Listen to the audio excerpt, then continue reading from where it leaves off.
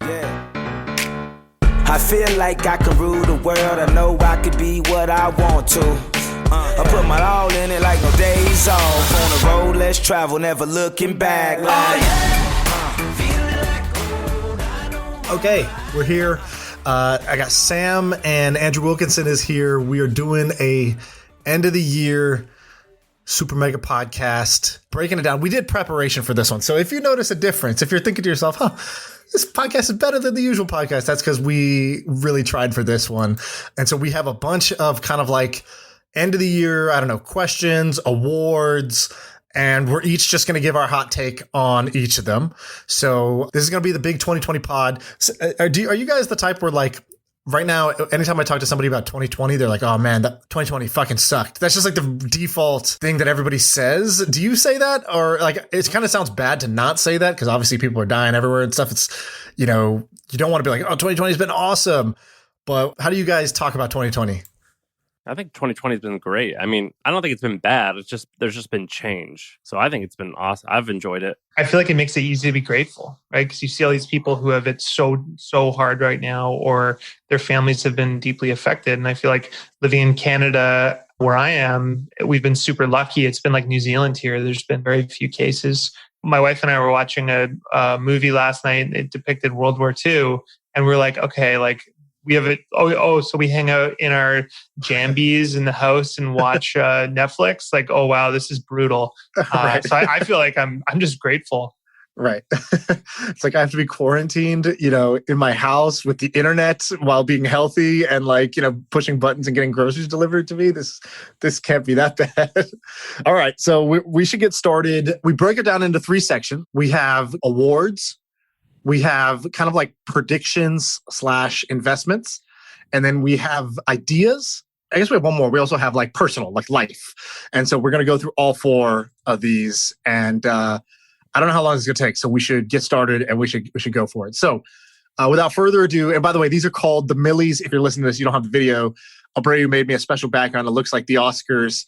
It's called the Millies. This is our annual awards ceremony. And so we're going to go through the Millies first.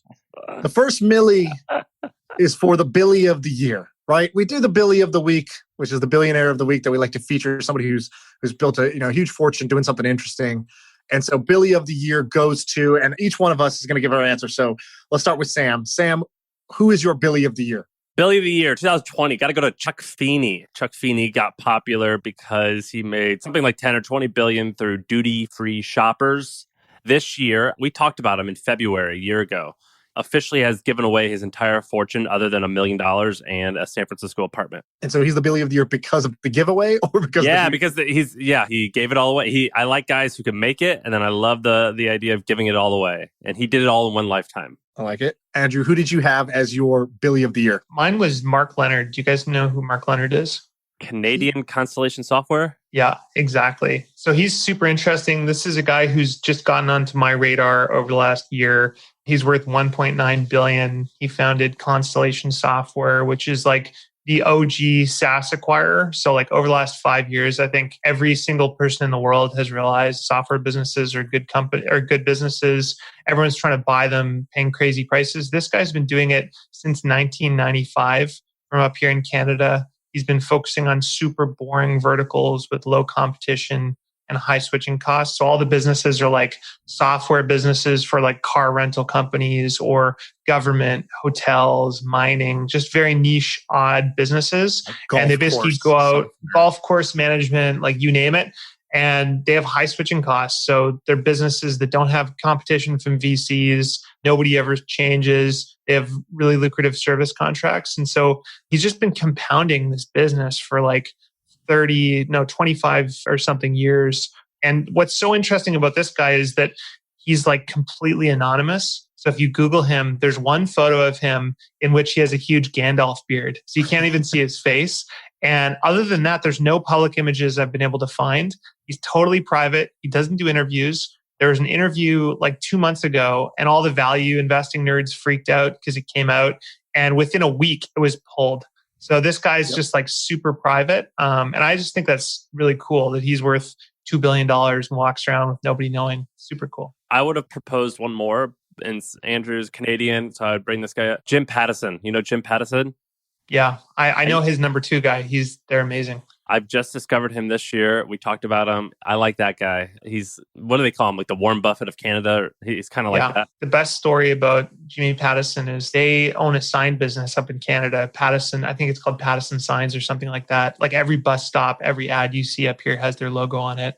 And they were trying to figure out how to break into the United States. And so he gave all of his sales guys bags of money, and they would walk into all the places that had signs and they'd say, I'm going to give you all the money you would make from the other guys for the next 3 years in cash right now. I'm going to double the rates and I'm going to give it to you all up front. They dominated throughout different regions in the States. And then over time, they started increasing prices again, and they basically took over a monopoly down there. He's hardcore. Bag of money trick is amazing. Okay, I'm going to give you my runner-ups, and then I'm going to give you my winner. So runner-ups, Elon, Tesla stock has been crazy this year. His personal net worth grew from about $30 billion to $170 billion this year. So that was pretty impressive.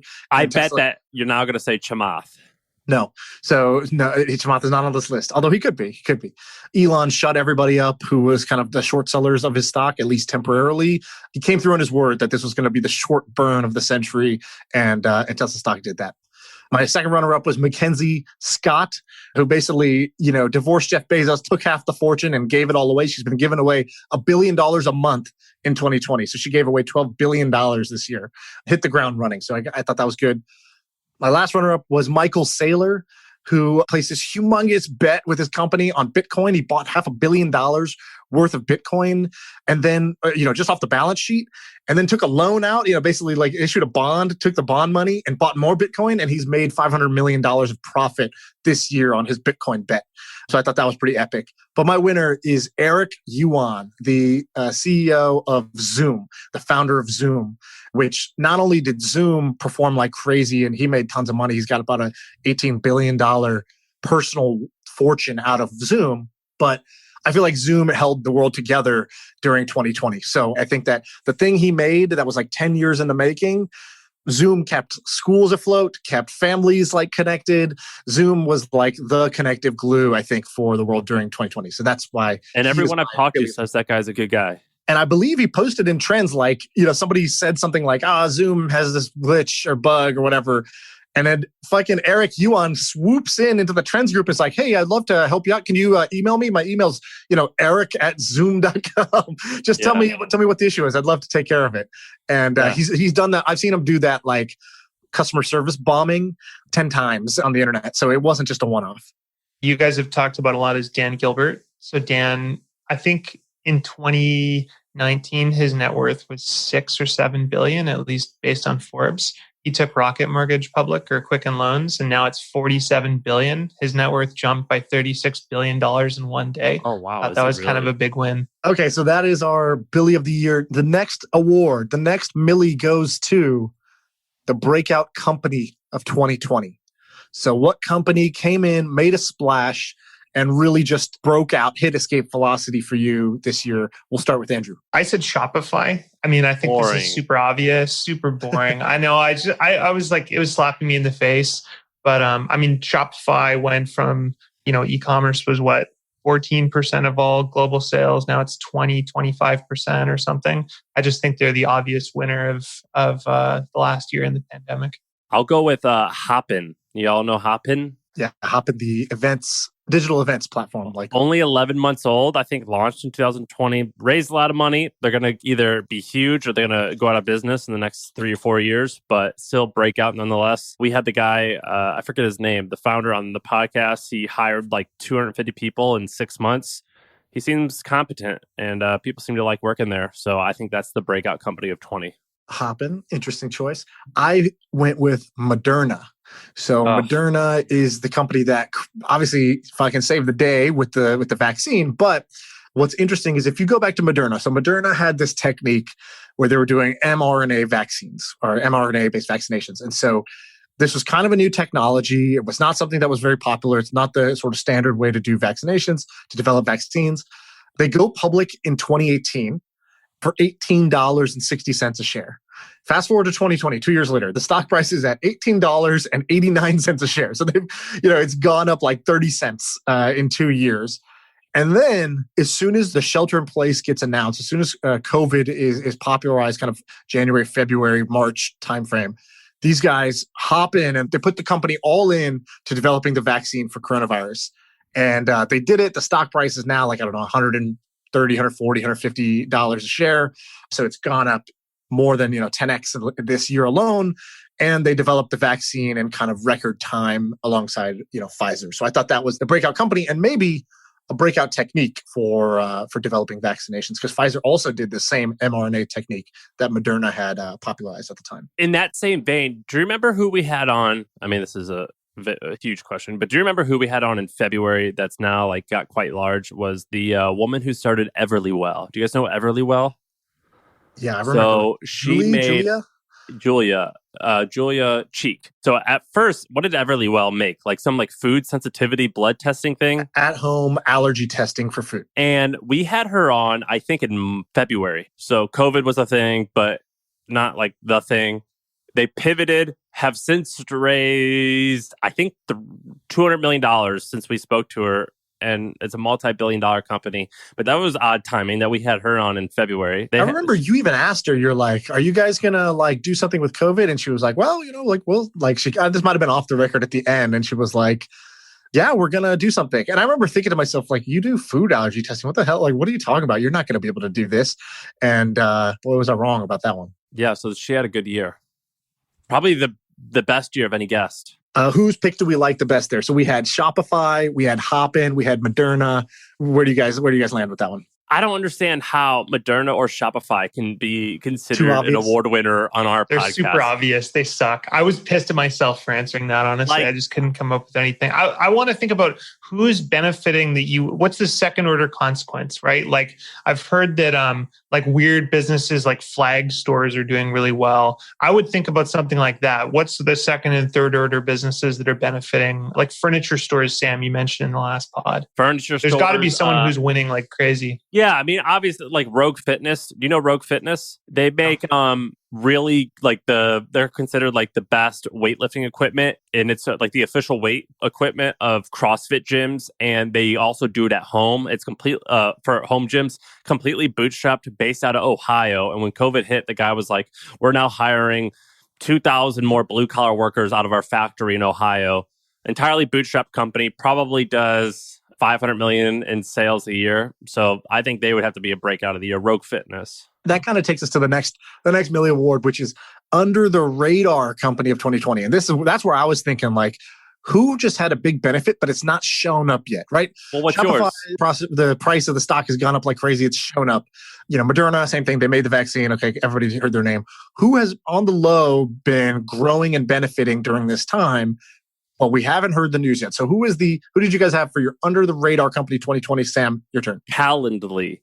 And I actually had a conversation with Andrew about this. Remember when we talked about Calendly? Yeah. I think I was like all about it and you kind of shot it down, right? I love it as a tool, but I think it's easy to copy and I've seen so many clones of it. That said, I mean, just the name being unique, I think there's a lot of value there because everyone talks about it. It's memorable, whatever. But if it was called something else, maybe it wouldn't have done as well. So Calendly was started by a Nigerian immigrant. He's based out of Georgia, Atlanta, Georgia. I think entirely bootstrapped. Andrew, maybe you know better than me. I think entirely bootstrapped. He's at around 70 million in ARR. So the company's worth north of $1 billion. I got to give the award this year to Calendly. It's a great product and a great business and such an amazing story too. What about you? I like that one. Sam coming in with the left field answer there. I would have never thought that. All right, Andrew, who did you have for Under the Radar Company 2020? I don't have anyone. I couldn't think of, I was racking my brain and for some reason I just couldn't think of anybody. Who you got? I'll do two then since you didn't give us one. Okay, so the first one I had is Pipe. So I've been getting to know this business a little bit better. Now, we first talked about Pipe, I don't know, maybe close to a year ago, maybe in March, something like that. Pipe, at the time, I was like, oh, this is clever. Let's say you have a customer who signs up, for a monthly contract. You could, Pipe will give you the money up front. So you don't have to wait 12 months to receive 12 months of value. You can take like 11 months of value up front and they'll keep the 1 month as their fee for it. So I just thought, oh, that's clever, like kind of like financing, upfront financing for your SaaS contracts.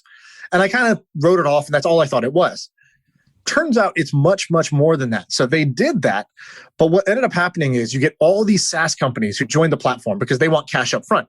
And they want cash that's not going to dilute their company. It's like, instead of selling equity shares in your company for capital, you could just sell some of your customer contracts, get the capital, and do zero dilution. So I thought, okay, that's clever. But on the other side, what they've done is they opened up to banks, institutional buyers, to come and buy this new asset class. So they've basically turned a SaaS contract into a whole asset class of its own. And they have old school ass institutions, banks that are coming on board, and they're saying, great, I'll buy this bundle of SaaS contracts. I don't know what the hell any of these companies do. I don't need to know what they do. They're just sort of investment grade vetted contracts. And I'll just buy the bundle of these, and I'm going to get my 11% return on these contracts. And the companies get cash up front with no dilution. And I think it is genius to turn SaaS contracts into a liquid asset where there's a market for them. I think that is a big, big play. I think Pipe's going to be humongous, and it's already doing well, but it's going to be a multi-billion-dollar company. It's super. One of the companies I thought, I don't know if it's necessarily benefited this year due to what's happened, but I think is like a sneaky under the radar company is Carta. You guys familiar with them? Yes. Tell us why. We talk a lot of shit about them. Oh, well, so it seems like, I think they did like a big layoff and you guys were talking about that or something. Well, they did it a lame way, but that doesn't... Yeah, I remember. I think it's super brilliant. I mean, it's this super boring product. It's basically cap table management. So it's a way for you to see who owns what percent of the company. You can issue share certificates through it. It's like digital share certificates, right? So far, super boring. I like boring stuff. I think that's a good business in and of itself. What's exciting about it is the idea of being able to basically expose your cap table and sell or trade those as securities or do raises through Carta, right? So imagine if you create the Carta secondaries market and I go in and I say, I'm a bank or I'm an investor, I want to buy Stripe shares at $25 a share. I can actually go out to all the shareholders who have those shares and solicit that and transact on the platform. And so it just makes private shares way more liquid. It makes almost like a stock market for private shares. So it could be an incredible business separate from that if people standardize on it. Go to Carta, which is CARTAX.com. That's where you can sign up to be part of this kind of liquid secondary market for these private companies. I think it's going to be dope. I think I was always wondering why all these investors, I remember I put out a tweet saying, what companies today that are worth, 1 to 2 billion are most likely to be worth, 50 billion plus? And Carta was one of the most popular answers, which I was really surprised about.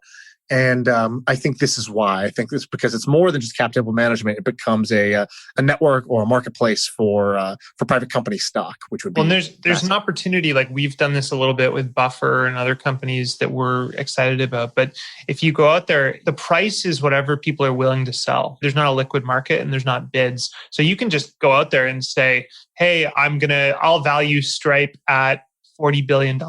And maybe the last raise was at $60 billion.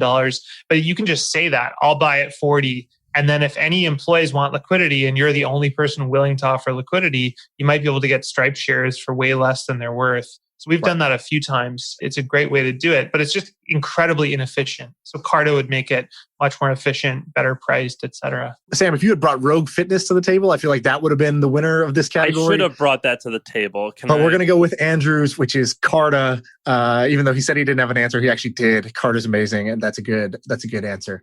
The next Millie Award, each one of us gets to give this out. Your favorite person who's a non-family member of 2020. Who's it going to be for each of you guys? We'll go fast on this one.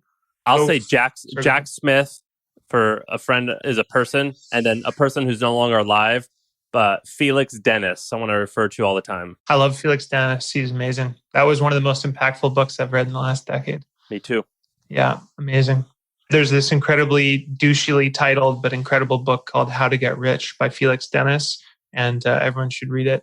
I always have to say that, Andrew. Whenever I recommend the book, I go, look, it's horribly titled, but the guy's legit and he's like a good guy. Well, it's like Ramit Sethi's book, I Will Teach You to Get Rich, right? I mean, it's titled accurately. Sean just started reading it. Is it great? I've actually been reading it just really slowly, a third of the way through the book right now, and I really like it. he has this table at the beginning, which is like, if your liquid net worth is this, you're in the like poor, somewhat poor, you're in the lesser rich, the kind of rich, the very rich, the stupidly rich. And he has like all these tiers. And I was like, okay, I'm in the whatever, the somewhat rich or whatever it was. I just think it's funny how he thinks about things, but he's got a lot of gems in there that actually are kind of nothing to do with money that make the book really great. The biggest thing, people think saving and investing and stuff is about not buying lattes and living this chaste life or whatever. What I thought he does a really good job of pointing out is that you're better off spending 5 hours negotiating your mortgage interest rate by a couple of basis points than saving on lattes, right? That has such a big, profound effect over 20 or 25 years, or not paying some investment broker or whatever to manage your stock portfolio. Yeah, exactly. It's not the avocado toast after all. That's your turn, Andrew. Who is your most impactful non-family member? And you can't say your business partner, Chris. I was going to say my business partner because we've just had such an insane year and he's done so much stuff. You can, all right, fine. You can say it, but then you got to say someone else. Honestly, like this is going to sound super cheesy, but you guys, right? I know it's like ridiculous, but you guys are so consistently in my head, right? Like literally in my head when I'm in the sauna, I'm walking, hanging out with my kids, whatever. And you guys are just consistently a great spark plug of ideas and interesting shit. So kudos to you guys. Thank you. All right. We humbly accept this Millie Award. Mine is J.A., who's my trainer. I hired a personal trainer in August because I was like, fuck, I'm just still fat. Why am I still fat? And then and he showed up, and I've had trainers before, but this is just sort of an example of like, the people make all the difference in anything you do. And this guy, we hit it off. He trains not only my body, but he's like my mindset coach as well, because that's what he's into, and we're both into that. This guy's had a pretty massive impact on my life in a way that I wouldn't have guessed. And so definitely going to be my trainer. When I was researching this, I was looking at old predictions we made, and I looked at some of our YouTube videos, and there was this guy who commented and goes, "Man, how did Sean get so fat?" And that was a year ago. I'm going to send it to you as A, motivation, and B, I want you to reply and be like, F you, I'm not fat anymore. Yeah, I have to reply with a photo 1 year after that date. How have you been tracking your progress? Because I used to work out with a trainer, and I did it for like 5 years pretty intensively, but I'm a pretty skinny guy. So I'd look in the mirror and I'd be like, oh yeah, I think I'm more muscular or whatever, but this is a lot of work. And then I got married and I stopped doing it and I've lost it all. And now I look back at photos and I'm like, oh shit, I was actually like kind of buff. But because I didn't track it along the way, like I feel like one of the missing pieces in fitness is just seeing the progress. Like if you took a photo of yourself every single day, you would probably not fall off the wagon. Okay, so that's a good question. I got kind of brainwashed by Amazon. Amazon is like really intense about this framework, which is you measure inputs and outputs. And so your input metrics are like the thing you control, the thing you do that like should move the output. So the first thing I tracked was just how many days am I working out? And so in a 3-month span, I work out 6 days a week now. And in the 3 months before I hired this trainer, I worked out, on average, I don't know, probably a quarter of a day, right? Those was like weeks I wasn't working out. So in a 90-day period, I'm now working out for 6 out of the 7 days a week. So my input metric has gone up like crazy. That's the first thing I track. I didn't take a photo at the beginning, which I'm really pissed about because I can feel the gains, but I don't have the proof now. And so I have like older photos, but like, I wish I had tracking your weight. Like, do you have like Apple Watch? And so he told me, he goes, scale and stuff. He goes, don't look at the scale. That's the first rule. Because what I'm going to do is I'm going to first put muscle on you, and your weight's actually going to go up in some ways because muscle weighs more than fat. And so first we're going to put muscle on. We're going to teach your body that it needs to build muscle, not store fat. And then we're going to start shredding away the pounds, in kind of month 3, 4, as we go. And so he told me, don't look at the weight. I did get a DEXA scan done, which have you ever done that? Awesome. I know what it is. Yeah. So I got one done recently. So I was like, okay, that's now my like scientific benchmark. What body fat percentage? So I just got back the results. So I'm now 32% body fat, which means I was probably like 42% body fat when I started this thing, which is kind of crazy. How much attention are you paying to diet? How have you changed that? It's all diet. It's all diet. This is the thing is like, if you're working at, my problem was I got like, chubby buff, right? Where I was like chubby and I put on a bunch of weight because I was eating like shit, but I was also working out. And now I feel like with good diet, So yeah, what are you doing for diet? Because I feel like most trainers don't really think about diet. When I did my half Ironman a year ago, I gained 15 pounds.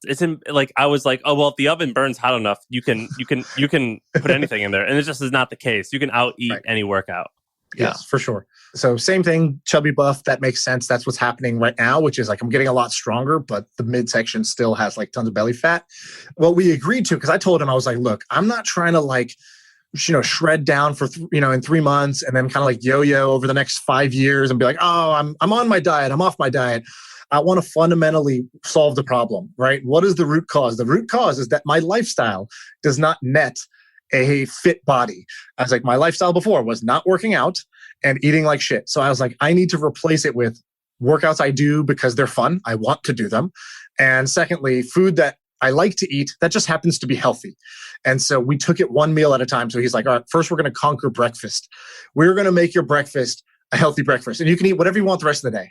And now we've gone on to healthy breakfast, healthy lunch, healthy snack. And now dinner's the only thing that's left. And so we've basically been just turning the dial in a very slow and steady way, thinking, how do I solve this problem for the next 20 years, not the next 2 months? Have you tried skipping breakfast? Yeah, I do that a couple of days a week. So I intermittently fast a couple of days a week. And then the other days, it's just a protein shake in the morning. Are you still doing the glucose monitor? I'm not doing the glucose monitor right now. Okay. Detour on Sean's fatness aside, we're back. Your favorite tool, Sean. What was your favorite tool of 2020? Favorite tool I started using. Okay, so I had a couple of healthy things like the Wim Hof breathing method app, the 5-minute journal app. Good apps, good tools for sure. But I'm going to give it to a tool I just started using, which is called Pinata Farms. So have you guys seen this? Yes, awesome. Love it. So it is a meme maker that is so good. These guys have been working on this for a couple of years. They're like guys in LA. This is the same sort of thing that I usually write off. I'm like, people in LA working on some consumer thing in stealth. Nothing comes out of it for 3 years. You're like, you can just write that one off as a 0. But no, they came up with this app called Pinata Farms. And it's a great way to make hilarious memes. You just cut out your head, you put it on any video. It has like text that can come in really easily. It's the shit you see on Reddit, but it's like actually easy to make. So I'm going to go with Pinata Farms. I'm obsessed with this thing. And you're going to see a lot more memes from me now. Well, I'm on your Twitter feed. I don't see any. They're only going into emails right now. I haven't even touched Twitter. Come on. My one of our writers, Trunk Pham, has been doing it. And he had a couple get 50,000 views on Twitter. So it's awesome. I love it. What'd you have, Sam? New tool. 2 of them, they're the same thing. It's kind of a lame answer like Shopify, but YouTube Premium, why it's awesome is because you can listen to live music or any type of music on YouTube and you could close your phone and put it in your pocket while you work out and click next. It's the best. The second one is YouTube TV, which is similar, but I've been a big fan of YouTube TV. It's the only place that I can watch those stupid reality shows that my wife and Sean watch. But YouTube TV and YouTube Premium, I think if I could only have Spotify or YouTube Premium easy. I also use both of those and vouch for it, and they need to sponsor this podcast because we're actually both genuinely big fans of it. I've got 2. One is Readwise. Readwise basically scans your Kindle highlights, and then every day it sends you an email roundup of all of the best quotes. So over the last 10 years, I've been reading on Kindle and highlighting stuff. And this just resurfaces ideas to me constantly. Quotes, ideas for tweets, whatever. That's been awesome. The other one I love is called Huff Duffer. And basically kind of in the same vein as YouTube Premium, when I'm, someone links me to like a lecture or something that I really want to watch, but I don't have time for, I put it on my Huff Duffer. And it's basically, it sucks the audio and it puts it into a custom podcast that's just for you. So you get the audio from whatever YouTube video you want. It's a great way to just consume long form audio content. It was made like 10 years ago by these 2 British web developers. And it's super ghetto, but it works great. It looks great. I'm looking at their website now. It does not look like they've put a lot of attention into it, but it looks like it can get the job done. Maybe we need to buy it. It does seem interesting, doesn't it? This definitely looks like a side project that is actually pretty useful. Okay, that's dope. Yeah. I never heard of either of those tools, actually, and they both sound good. So I like that. All right, we're now moving to section 2 of the Millies, which is the investment/predictions. So the first question is, what was your highest returning investment? And this is financial. You can't be like, investing in myself. Financial investment of 2020. We'll start with you, Andrew. So mine was e-commerce. So basically I started a company in the Shopify ecosystem, software company about 10 years ago. We sold it in 2013 for $7 million. And then we realized Shopify was going to be a big deal after we'd sold it. And we were like, fuck, we screwed up. We shouldn't have sold this thing.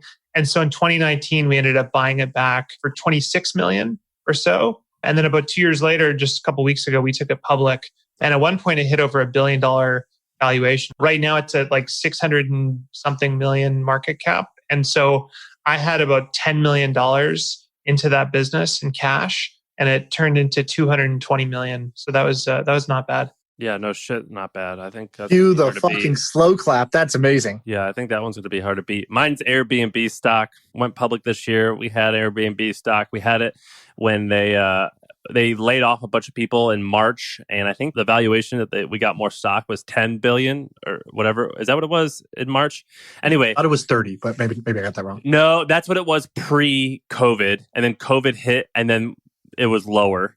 Gotcha. It was lowered for a month only, and then it went to 93 billion. So Airbnb stock was my biggest return, or my family's biggest return. Yeah, and I think Silver Lake was the one who came in and scooped up a bunch of those shares at like half price, and then the Silver Lake 6 months price, later they got like a 5x, which is 5x on multiple billions of dollars invested. So yeah, whatever Silver Lake got, that's what we had. I think it maybe was 8x, but I don't remember exactly. But it was good enough.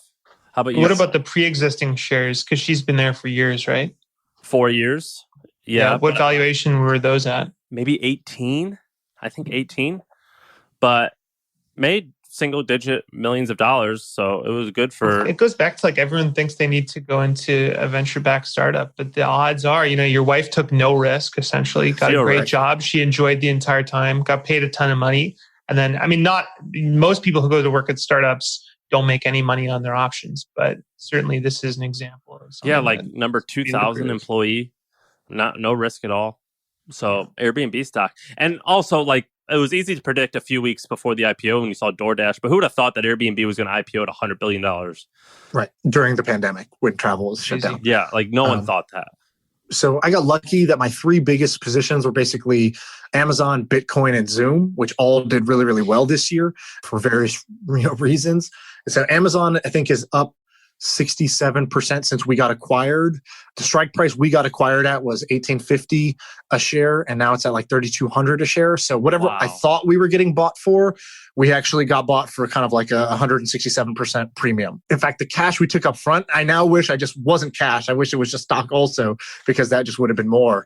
And I wish my investors took stock instead of cash as well, because they would have got more of a return back. Well, you could have just done that, right? Yeah, we were optimizing the other way. We were like, give us cash now, give us cash up front and cash. Not I don't know about all this RSU stuff. When you take cash for a transaction like that, I would assume that's tax free too if you get paid in stock. Is that right? I guess because the stock has value, take it. It's a little more complicated. So normally, the stock has some base value, and ideally you qualify QSBS. But the way our acquisition went down, it was called a waiver and release, which is great for closing, but not great for taxes. So it's great for closing because they don't have to acquire the actual company. They just acquire all the code and the team.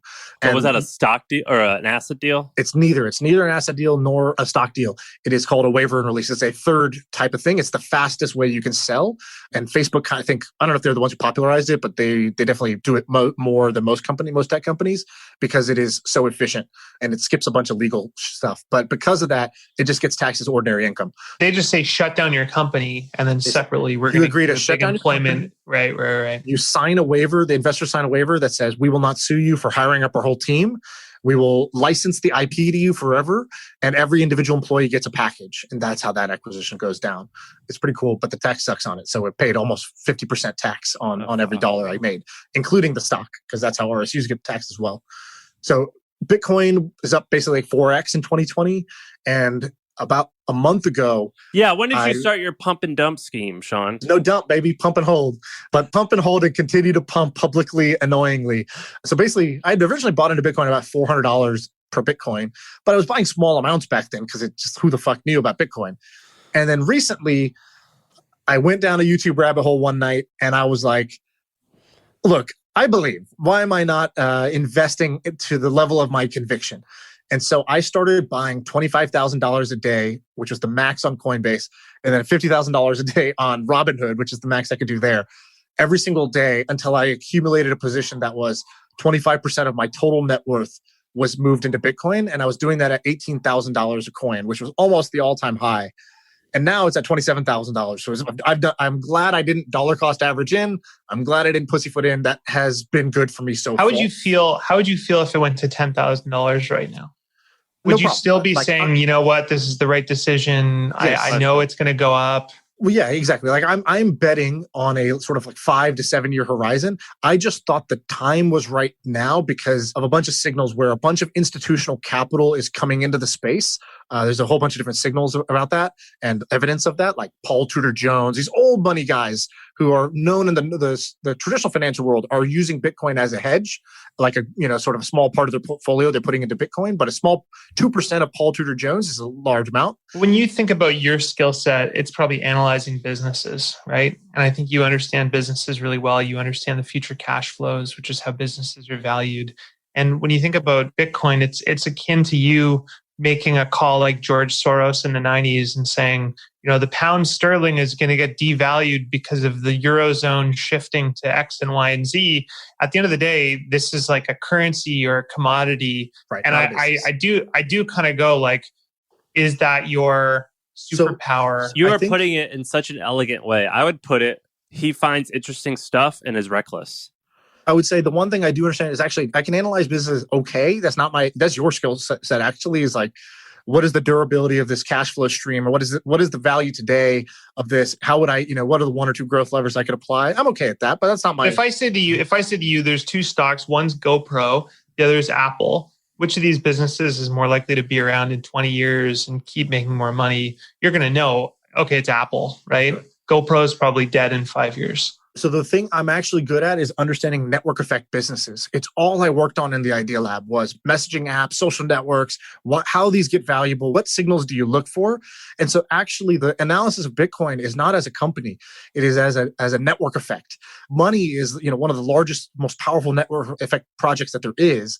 And so what I looked at was a whole bunch of underlying signals, such as how many wallets have been created that hold over X%, how much of that money is moving versus being held, how much of Bitcoin owned today is owned at the price of today and not from like the early kind of miners who just accumulated a bunch when the price was really low. And so I looked at a whole bunch of signals, and what it showed me was that you have network effects are where the most value is created in business. The network effect of money is one of the most valuable network effects you can get into if you can invest into it. And then the last one is this network effect has gotten so much stronger in the last 3 years in a way that the price does not reflect. The network effect has sort of grown by 10x, and the price has only gone up like 2x from where it was at 3 years ago. And I totally agree with all those things, right? I just go like, oh, wow, this sounds hard to analyze, right? And there's so many different ways it can go.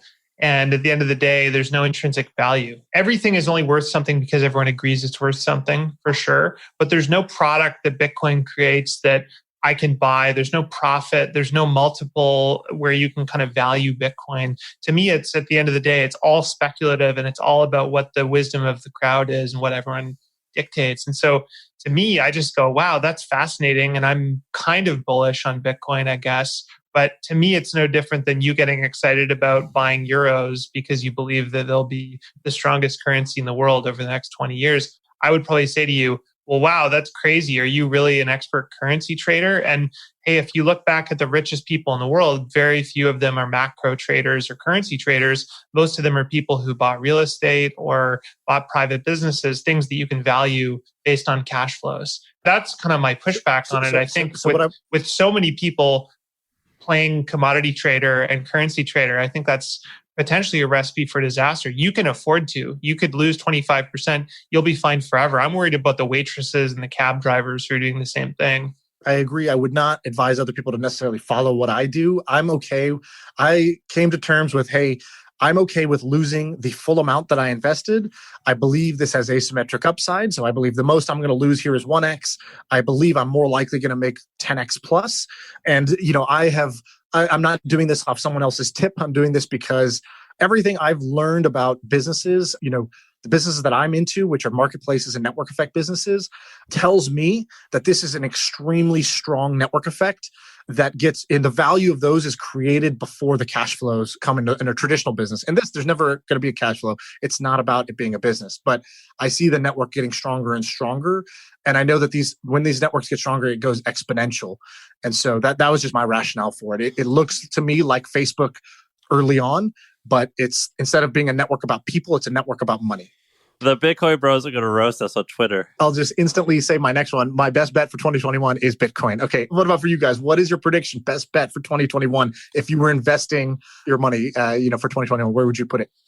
My approach to all this stuff is to sell pickaxes to gold miners, right? So instead of owning Bitcoin, I'd way rather own Coinbase. I'd rather own Coinbase, right? It's a way to bet on crypto as a trend versus an individual currency. They are diversified across all cryptocurrency. If you think cryptocurrency has a runway for 20 years, why not sell pickaxes to gold miners and make a fuck ton of money from all the speculation while taking no risk? I think that's interesting. And then Stripe as well, same theme. All these startups can go out, they can take tons of risk. At the end of the day, you're just going to make a percent on every single person who does commerce of any kind on the internet. I would love to own either of those businesses. Besides things that you're involved in personally, which don't count, do you buy individual public stocks? Yeah, totally. I'll buy anything I think is, if I can find a better deal in the private market, I'll do that. But if I don't have anything better to do with my money and I see a great opportunity in a public stock, then I'll buy it. What's the most amount of money you've ever spent personally on one public stock? Maybe like $5-6 million. Wow, that's crazy. I've never bought, the only public stock I've ever bought is Atlassian and Facebook. Besides that, I've never bought. I've been right so many times, like where I'll have a lot of conviction. Like I bought Facebook when it crashed down to like $125, but I sold it, once I had a 20% return because I had a better opportunity in the private market, but I missed the huge run. I had Apple at $80 pre-split, 5-7 years ago. Again, better opportunity in the private market. So Chipotle, same thing. I've had a lot of like really good bets, but I always end up pivoting back to private because private, you can make 40% a year on your money without taking a lot of risk. And, I'd rather have something that I control than have a minority position in something. So my answer for this is I don't think I'm going to buy any. I don't buy stocks. I only do index funds. I'm boring. Okay.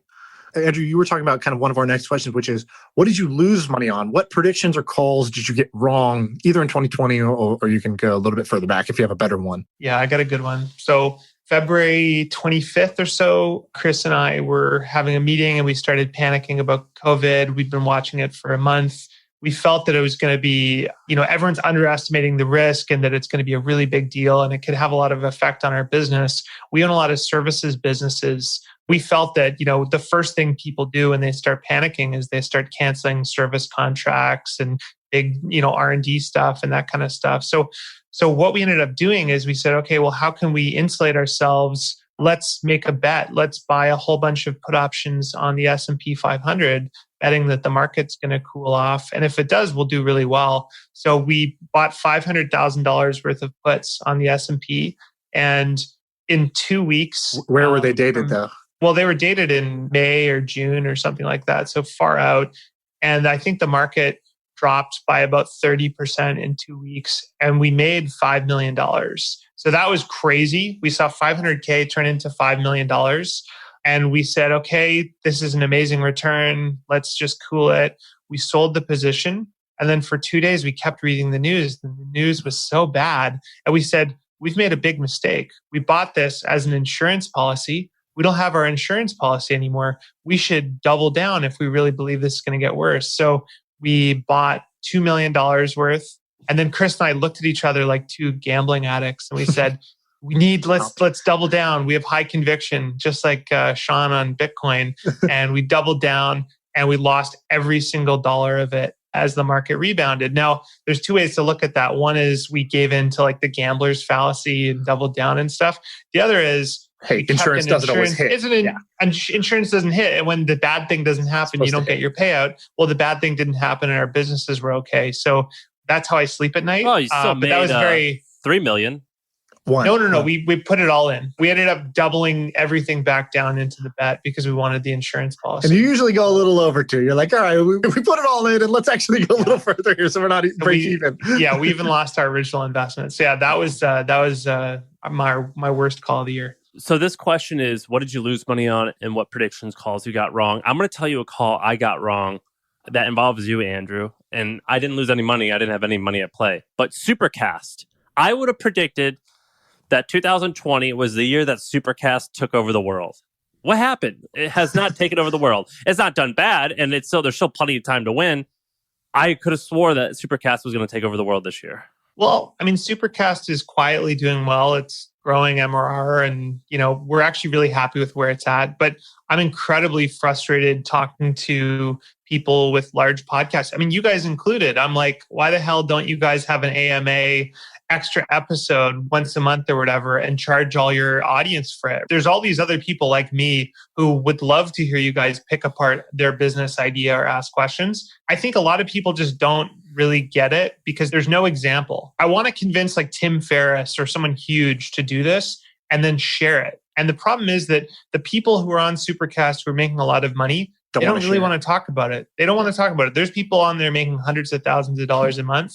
But yeah, nobody wants to come out and say to their audience that, hey, I'm making a hell of a lot of money. And so the listener, the Supercast is a company that Andrew, Tiny owns it, right? We own it. You guys started it and it raised a little bit of venture capital money. It's basically a paid subscription podcast.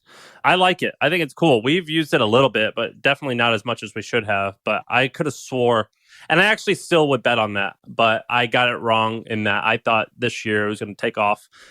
It hasn't taken off yet. It sounds like it's done good, but not taken off yet. And I think there's a yet. I need somebody huge to be willing to do a big deal. Like we would love to write like a $5 or $10 million exclusive contract like Sirius did with Howard Stern and basically say, look, we're going to do the monetization. We're going to pay you all the money you would have made from ads and show people what we can do. But yeah, we're waiting. You're a friend. We'll do it for 4. Okay. We'll do it for 4. Deal. Give you the friendly discount and we'll make it happen. What about you, Sean? Your answer is what got wrong? My big miss. Okay. I'm going to put a tweet in the chat here. This is my tweet of me bragging about selling my Tesla stock earlier this year. I sold it at $278 a share. So I bought it at $100 a share. It has since gone up to the equivalent because it's split. So it's hard. It did a 5-to-1 split or something like that. So it's hard to equate, but I essentially missed out on like a 30x return on Tesla stock. And I missed out on it because I was spooked by a whole bunch of the sort of Tesla Q people on Twitter who were showing me all this stuff about how Tesla was potentially Enron and Elon was a fraud. Yeah, we talked about this. We talked about this in the podcast about a year and a half ago about Josh how Wolf. Here's the thing. So I know people that work at Tesla who are awesome. I used to own a Model S. Like, I love the product. I think it's great. And I have no comment. I don't think it's the next Enron or anything like that. But that said, this is a crazy price. Like, I think I was looking at it the other night and it's like GM, Toyota, Ford can all sit inside the market cap of Tesla right now. And they ship like a tiny fraction of the number of cars. So it's like, yeah, maybe you sold AOL too soon, but you missed it dropping back down to $5, right? I think like you still probably made the right decision and you said, hey, this is crazy speculative, highly valued, and I'm going to take my money and run. That's not a bad call. Yeah, I also just thought it was near death. And I thought, at one point they had 14 CFOs leave. And I was like, you just followed the CFOs. The CFOs know what's the state of the business. And when you see them join for 3 months and leave, that is like the worst signal a company can have. And so I don't regret that part. But this is, I would say, the biggest miss that I was actively in. There's other things, I could have invested in and I just missed out. But this one I was literally in and I sold. And that was a miss for me. Keep going with number 5, Sean. If you could invest in one person and share in their earnings over the next 10 years, who would it be? Okay, so I'm going with a guy I've talked about on this podcast before. His name is Vishal Harpalani. He is a young, sort of wannabe George Soros in a way. Like, this guy is, I think, 21, 22 years old now. I've known him for a couple of years. He was 18 years old. He was a VC, deployed $6 million before he was 21 years old, and dropped out of college, is he's the one who first really deeply educated me about Bitcoin in a way beyond like, oh, look, numbers go up. And so he is the one I attribute a lot of my Bitcoin conviction to. His goal in life is to become a billionaire, his singular goal. And when you take a really talented person who is willing to throw away all other parts of his life, like he is, he doesn't work out, doesn't have a girlfriend, doesn't want a girlfriend, doesn't want to work out, doesn't want to make friends. He only wants to become super fucking wealthy. So if I was just going to buy someone's income stream, I think he is a low price stock that is going to go way, way up. And he recently just convinced multiple kind of hedge fund billionaires to back him in a humongous fund. And so I think he's very well positioned now to do well. You've talked this guy up nicely. Good job. I'm going to go with Ramon Van Meer. He was the second guest on the podcast. He's the bet that I would make where maybe the return wouldn't, maybe not be billions of dollars, but no matter what, I would get the money back and likely have a good return. How about you, Andrew? Mine is a fellow guest of the pod, Brent Beshore. I had dinner with him. I've followed him on Twitter for a long time, but I got to have dinner with him a couple months ago. I just think he's super smart. I think what he's doing is really low risk. So he goes out and he buys really kind of old school businesses, glass businesses, pool installation, often from baby boomers who are retiring. He buys them for, a fair price and then kind of improves them and lets them run and holds them for the long term. Doesn't use any debt. I think it's a very, very low risk way to make money. It's a lot of work for sure. And these are complicated businesses, but I would bet on him for 50 years for sure. He's doing what you're doing, but you do it with internet businesses. He does it with brick and mortar type businesses. I say we're lazier than he is because internet businesses are easier there's fewer moving pieces. Can I answer this next one first? Yes. So the question is, what's your wildest prediction, meaning low probability, but you see there being a chance for the future? Okay, so I've got two. The first, I think San Francisco is going to continue being the center of the tech world and is going to bounce back. Potentially the government is going to collapse and is going to be rebuilt a little bit more moderately, but still left. And it's going to be the center of the tech world for decades to come. The second, I think Pornhub and the rest of the large porn companies, I think that it's going to be normal to pay for subscription on all of them. Anyone who looks at porn, a lot of us are going to have paying subscriptions, whereas in the however long porn has been around for on the internet for the last couple of decades, paying for porn has been like, what? Not a chance. I think it's going to be the norm that you're going to pay for that stuff. It's interesting. That's actually how it started, though. Almost everything was pay. And then Pornhub came along, and that's why Pornhub was so successful. I think it's going to go back then. Andrew turned 13 before the internet. Right. Okay, Andrew, what do you have for wildest prediction about the future? Do you think I'm right on any of that? I think the San Francisco one I totally agree with in theory. I think there's always going to be there's something to seeing people in person, right? I'm not somebody who flies across the country for a board meeting or something, but when I want to meet someone and really trust them and get a sense of them, I like to do that in person. And I think at the end of the day, if all the VCs are still on Sand Hill Road, people are still going to kind of, at the very least, spend a lot of time there. It'll be the locus. That said, as someone who's built a tech company in Canada in the middle of nowhere, I think remote is the long-term trend in terms of operations and a huge advantage. I agree, though. I think San Francisco will be fine. It's not dead. It's definitely not dead. Mine would be that no one's going to give a shit about COVID in a year. We're all going to totally forget it. I think when 9/11 happened, everyone was saying in the wake of 9/11 and everything is different.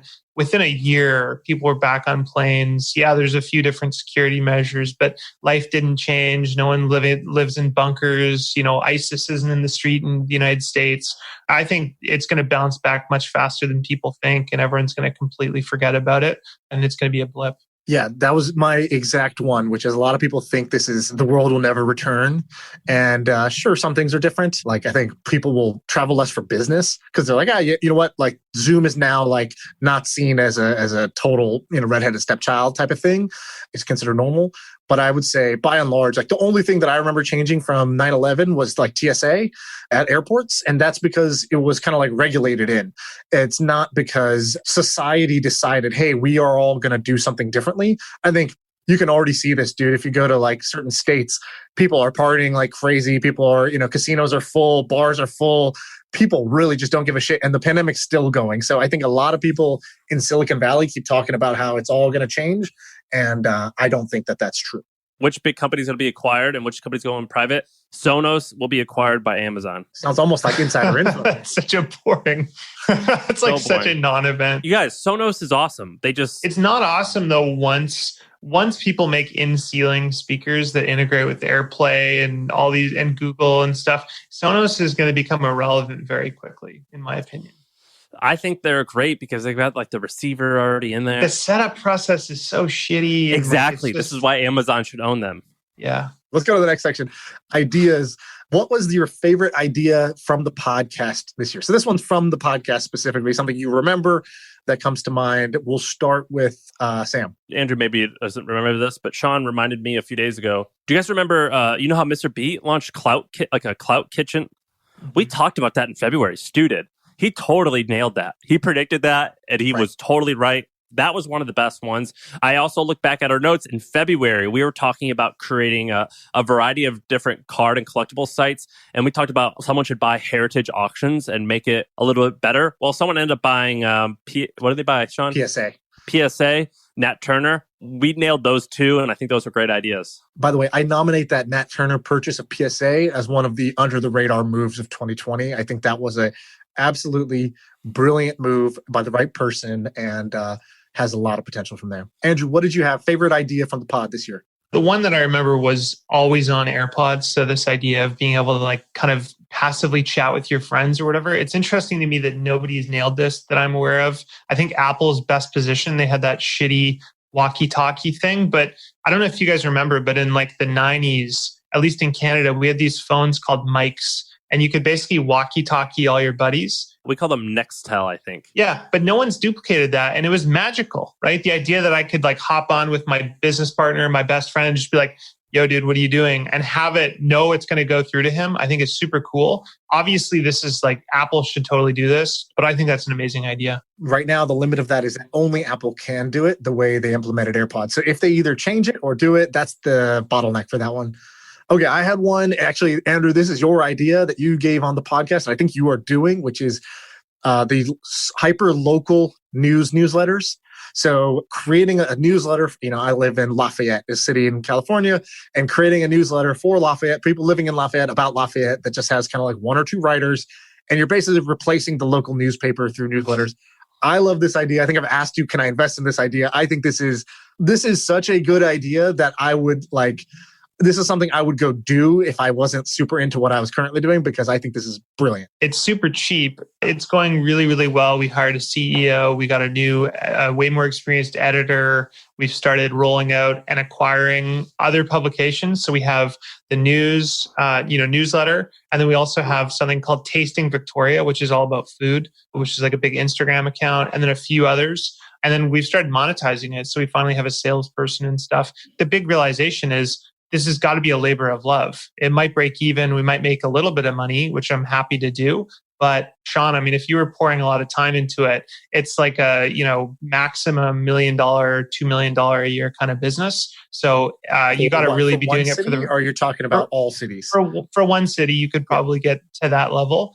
But it's a lot of fun. I mean, it's the only business I own where I've been stopped at cafes and people are like, holy shit, are you the guy who's doing Capital Daily? Thank you so much for this. So that's really meaningful. Like doing something in your community where people know who you are, you're connecting people in a community. That's the cool part of it. But as a business, it's more just satisfying because you look like a genius for doing something that's obvious to us and is actually relatively easy, whereas you're just competing with these stodgy old newspapers. And at one point, even at the beginning, you had a pretty meaningful percentage of, I don't know which city it was, Victoria. Victoria's not a city, right? It's a kind of like it's a city. That's a city. No, okay. city. So you had a pretty meaningful percent of the population. California is a country, right? Yeah, exactly. So it should Lafayette is like the United States. That's like on the East Coast. Okay. Look, Americans are not required to know about any other country. That's how it goes. We're just your hat. It's fun. We don't call it like the Prime Minister's suite. It's called the Presidential Suite. Okay, America trumps all. I think we even called the President's Suite up here. I know. So we don't call it the Prime Minister's Suite for a reason. Okay, so that was that one. Let's do the next Millie Award, which is favorite guest on the pod this year. Who did you enjoy that came on to the pod? Let's start with Andrew. So mine was Ryan Begelman. I thought he was super interesting. I love hearing from people who are operators who have hands-on experience, and then also think like investors and understand finance. So I thought he was super interesting, and I can't wait to see what he does. So everyone betting that Andrew would say Tai Lopez, your tickets, rip them up. They're not worth anything. He did not go with Tai Lopez. He was the worst. I'd say he was the worst guest of the year. Wow. Sam, who did you have? I think it was 2020, or it could have been winter of 19. But one time, Sean and I were recording in the office, and Lance Armstrong just walked in because him and I had a mutual friend, and they were using our office for a meeting space. And Lance just walked in while we were recording. And that was my favorite moment and my favorite guest because he was so cool. I like that one. All right, I have one from that era. So the guest I actually personally enjoyed the most in our conversation was back then when we were recording in person, Daniel Gross. And the audio kind of sucks. And the episode was early on when the audience was much smaller. But I was like fucking charmed. You know, like that emoji with the hard eyes. I was like, this guy is amazing. He's super smart, super well-spoken. Walked in, he didn't even know the fucking premise of the podcast, but he's like, oh, we're brainstorming? Cool. And then had like 500 interesting thoughts. And so I thought he was amazing, and he's my guest of the year, even though it wasn't this year. Let's go next to least favorite idea. This is such an easy one. So this guy was one of my favorite guests, actually, Craig Clemens, who he's a friend of mine. I like him a lot. But I think it was him that had the idea. Listen to this, Andrew. I know this one. What am I going to say? Dog VR. Dog VR. Oh my God. He said dog VR. I was like, really? What's the idea? He's like, I want to create Oculus for dogs. He's like, my dog is bored all day. Imagine if I could entertain my dog by having like a VR type of setup where they can go into VR and have fun. Like, he loves his dog and wanted his dog to have fun. Someone made Facebook for dogs, dog book, and it ended up getting acquired by Facebook. And I think it got acquired for stock. And I think the guy made like hundreds of millions or billions of dollars. So you never know. Maybe this is the next one. Definitely, That's maybe. hilarious. That's for sure. But that was in my opinion, the worst one. I didn't have one for this. Andrew, did you have one? A least favorite idea? I have so many. There's so many times. I was talking to my business partner before this, and there's so many times where you guys were talking about some idea, and I'm like screaming into my headphones, going like, no, this is a terrible, terrible business. My number one, most recently, was digital art. I think it's the stupidest fucking idea I've ever heard. The idea that someone would sell a photo of a rose for, what was it, like $1 million or something like that. That seems totally insane. I could be way off base on that. Let's do a bet. So 5 years out, digital art is a thing or not? So the way to test this. Okay, so Beeple is the Banksy of the digital art world. He's a guy that for 13 years published a piece of digital art on his Instagram for free every single day for 13 years, which is kind of incredible. He just wakes up and does start to finish and posts it before midnight. He just did a auction of his digital art. So he publishes it for free, but he sold kind of like what they call NFTs, which is non-fungible tokens. It's like a crypto thing. Basically, it's like he created 200 of this one piece of art, and you could own one of the 200. So just like a normal artist would do, like a limited run of originals. And so he created these originals. He created this like art frame using this thing called, I think, improbable objects or something like that. It's just like a frame that has the digital art just like kind of on a screen. And he did $3.5 million worth of sales of his pieces in one day, the other day. And so the question will be, in 5 years from now, is the Beeple art going to be worth more or less than the 3.5 million? Forget 5 years. You can go. Let's go 2 years from now, so we can actually. Let's go 10. I love 10 years. Okay, fine. We'll do it, and we'll do it on LongBet, longbet.org. I think that's the domain, longbets.org. And so we'll place a 10-year bet of the value of the Beeple art. I'm going way over. You would, I assume, go under the 3.5 million. Yeah. Okay, fantastic. So what were some other bad ideas? The other one, I think you guys talked about this, Thrasio. So all these people are going out and they're buying Amazon FBA businesses. And I think this could have been a good business opportunity before everyone else realized it was, because basically you could buy these businesses. These are Amazon, fulfilled FBA by Amazon businesses, right? So it's like someone creates like a sandbag and they sell it on Amazon and they become one of the top results. They go and sell this business. And because it's such a tenuous business with no moat or anything like that, you can buy these businesses for like 1.5 to 2 times earnings, right? You could. I think now everyone's caught on to this, so the opportunity is probably gone. But basically, the idea is you go out and you buy 100 of these. You suddenly get this business. They have this one called Thrasio that does like hundreds of millions of dollars of revenue. And the idea is you're so diversified across all of them that it's like a junk bond portfolio and you can't lose. You're buying them all cheap or whatever. I think Charlie Munger said what is it? If you put raisins with turds, you've still got turds, right? It doesn't matter if you group together a bunch of shit, it's still shit. We've looked at tons of these businesses. They're sandcastles. So I'm really interested to see. I could be wrong, but I really think those are like not a great place to put money. I agree with you. I asked you about these businesses and you said a different awesome phrase, which is, it's like picking up pennies in front of a steamroller. Is that also a Munger quote? I don't know if that is, but yeah, I'd say that's very apt. Yeah, that's a good one. Okay, I agree with that one. Let's move to the next one. Do you guys have one of these for favorite MFM moment of the year? Do we have that? I don't think. No. I thoroughly enjoyed Andrew and Ty fighting. That was on Twitter, though. That wasn't even on the pod. It's okay. We reap the benefits of it, Sean. So I thoroughly enjoyed that. What's your prediction on what happens with all the businesses that he bought? I think it's just going to be business as usual. What are the potential outcomes? Like fraud or something? Is that what you're saying? No, not necessarily. I think, all my skepticism towards him, it's all about the tactics that he uses. And I think that he sells, anybody who sells themselves as being way richer and more successful than they are and uses that to propel themselves. I'm always very skeptical of that. And I saw a Facebook ad that he had done where he was raising money to go buy those businesses. That's where his money comes from. He goes on Facebook, he buys a video ad.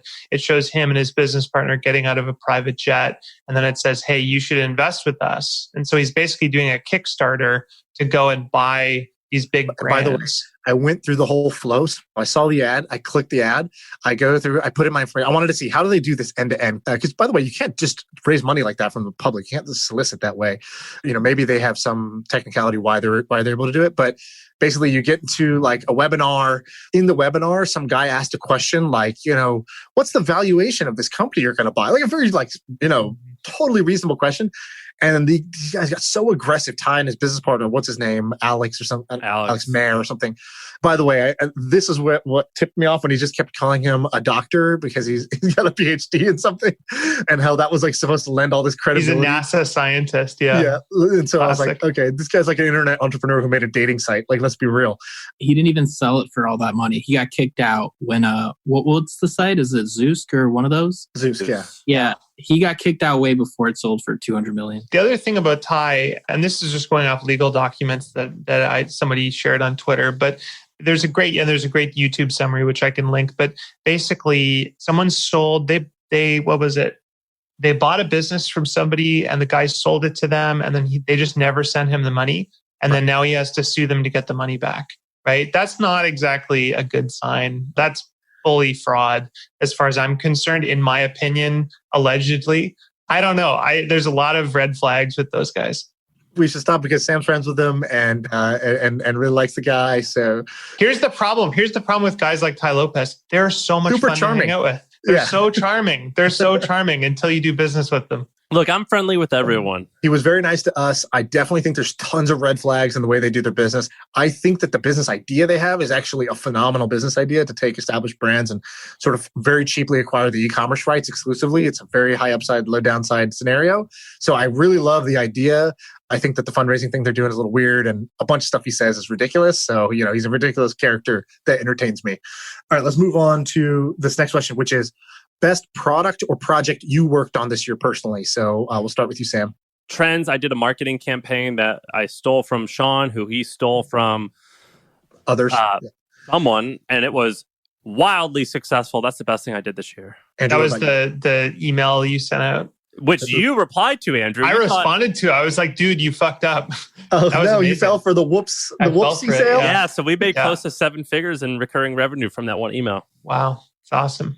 So for me, the news thing was a lot of fun, but we did a deal. We bought Girl Boss, Sophia Amoroso's company. I know you guys had her on as a guest. Her and I have been friends for a couple of years. And it was so much fun taking this amazing brand and, a business that already had so much momentum and then just detoxing it off of VC money, right? So they'd raised a lot of money and then they're owned by Attention Capital and they're still kind of in hyper growth mode.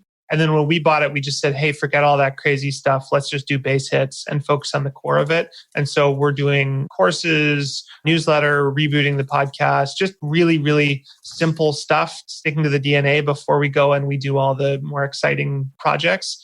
And I'm just having a blast helping the team there. We've got a really awesome team. And it's just, when you just hire all the right people and it just works and your thesis is right. That's what happened there. It was And just super fun. you did the classic Andrew move. You put a job board on the website.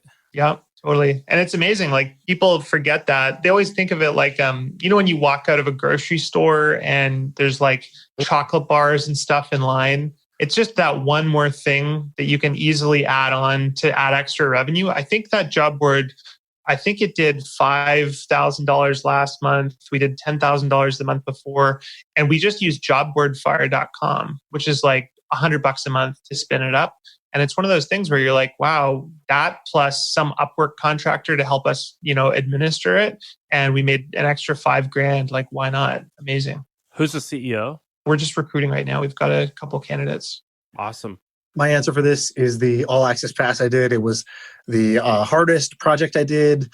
It worked. It was lucrative. It was fun. It was super challenging. I always felt like I can make content that is interesting to people. Like I really feel like I can be a great teacher to people just by learning myself and then sharing what I'm learning as I go. And this was like a boot camp for that. It was like, okay, for 90 days straight, every single day, you're going to do that and you're going to be like militant about content. And it was hard, but fun. And so I'm glad I did that one. You still doing it? Like, is that going to be a business on go forward? No, I shut it down because it wasn't sustainable. I knew it wasn't sustainable, but like I was supposed to do it for 4 months. I did it for 3 because it was just super unsustainable. But I then pivoted it to doing it on a more sustainable basis, but for free. And so I turned off the revenue stream. I turned off a $50K a month revenue stream in order to do it for free to a larger audience. And the large audience, the free audience is growing. Like we added 10,000 email subscribers in the last 2 weeks, which is great. It's pretty huge. All right, which one do you want to go to? What space/industry are you keeping your eye on for this 2021 year? Where are you sniffing? Andrew, where you were sniffing around Shopify back in 2010, 2013, that was the right place to be sniffing at that time. And that paid off big. Where are you sniffing now? This isn't really a space, but we're thinking a lot about failed startups, which is going to sound weird. Right now, there's not a lot of them, but I think there probably will be. I don't know when, but in the next couple of years. And one of the crazy things is when a technology company or a venture-backed startup fails, they usually shut down. So they actually throw away all their code. They throw away whatever customer base they have, and they just shut it down. And maybe they do an acqui-hire or people just go on to new jobs. And we've been learning about, well, what happens to those companies? They go to these guys who like restructure them and sell off assets and stuff. And so we've been thinking about, that it might be interesting to look at some of those businesses before they get to that stage and, try and find ones that are at scale. Because often these businesses have, got 10 or $15 million of revenue. And this is a topic that Sean brought up a while ago. Remember, you product hunt Graveyard. And Andrew, you were actually the first person that told me about that because I was like, hey, if I was going to buy a business, where would you go? And I was thinking about going and finding these kind of small niche businesses. And you said, hey, look, especially with your network, if you just go into your network of VC-funded startups that have gotten somewhere, but not all the way there, you're absolutely right. I've been in that position where you have to shut it down. And it's like, you're literally just throwing away years of value that's accrued because it didn't hit the $1 billion. Well, it usually didn't work track because of customer acquisition cost or something like that. Like imagine if you are an influencer and you have this big audience in like e-commerce marketing and you're like, oh man, I have, 100,000 followers. If I sold them a tool, I could probably do that. I could do it for free because I've got this massive audience. And so you could go on Product Hunt, find something that's failed 6 months ago that's a simple marketing tool because they were trying to acquire people with PPC. And then you just say, great, I'm going to acquire it for $5,000 and sell it to my audience. I think there's tons of opportunities like that. I know this is a good idea because while you're saying it, I'm like, no, don't say it. Don't say it. Don't let the cat out of the bag. And that urge only happens when I'm like, this is something. The nice thing is there's endless opportunities. The thing I've learned like doing Supercast is that people with big audiences are kind of spoiled. Like influencers are kind of spoiled. And what I mean by that is they don't want to do any extra work. They don't think like business people. They don't want to juice the lemon. Like they just are like, you know what? I'm going to do my paid sponsorships and that's easy. I don't want to do an app or I don't want to do a subscription.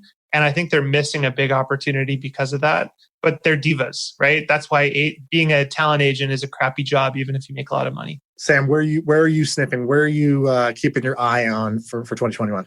Trucking. I talked about it a lot in 2020. I'm going to keep talking about it. I'm very fascinated with trucking. I think that It didn't entirely happen this year, but there's a huge shortage of truck drivers, and I think something's going to happen with that in 21. And then they're all going to get wiped out in 25 when self-driving trucks are ready. I don't think that will be the case. I think that you're still going to need someone there, and it's not going to happen for we got another long bet. Okay, we should do another 10-year bet. There's no way that a truck's going to be able to drive. No.